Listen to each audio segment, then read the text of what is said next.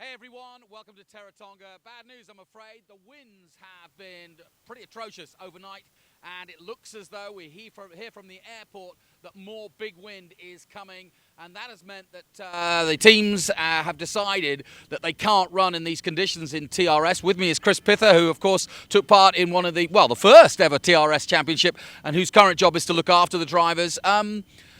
It's breezy at the moment. It doesn't look so bad, but what are they saying over there?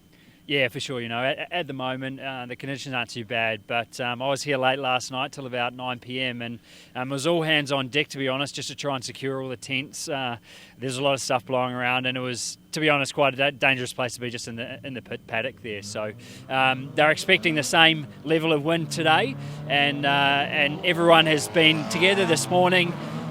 Discussed the options and come up with what they think is the best solution with everyone's safety in mind.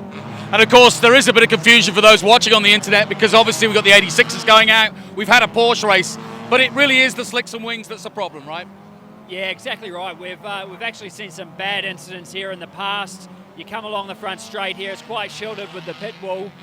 Once you get past the end of the pit wall, which is directly across the wind. You can see by the flags in the background there, it is blowing across. Right, the next race on the program is the Toyota 86 Championship. This is a 15-lapper for the... It looks like there is no driver input on the steering wheel. It's purely just the bumps and the wind picking the car up. And a lightweight TRS car, 500 kgs, doesn't take much to move. And ultimately, we don't want to see anything like that go wrong. And we can make up for this at the next events.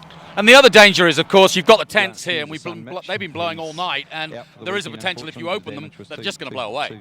Exactly. Stuff was relocated into the garages last night, the permanent structures, to ensure that nothing was damaged if the tents were to move. And all the teams now, as they try to pack up, opening one bay of the tent at a time from the backside, not the front, to ensure the wind doesn't come through the front. So, although it might not look much on TV, it was absolutely crazy here last night, and I think we'll see the same pretty shortly. Well, thanks, Chris Pither. Basically answered the questions, but no racing from TRS. We'll try to make it up in terms of races at Hampton Downs, which is next weekend. But unfortunately from Invercargill, the weather has played once again a part here in our racing, and there is no racing because of high winds.